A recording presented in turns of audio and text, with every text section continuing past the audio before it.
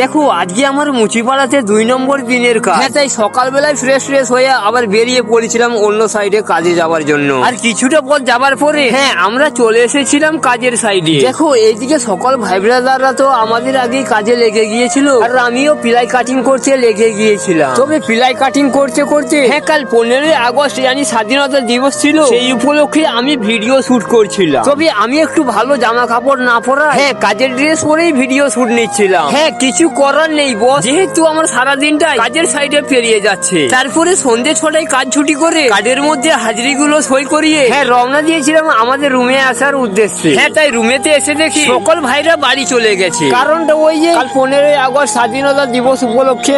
আর আজকে কাজের সাইডে যত ভাই ব্রাদাররা ছিল সকলেই বাড়ি চলে গেছে আর কি, যেহেতু কালকে কাজ ছুটি থাকবে।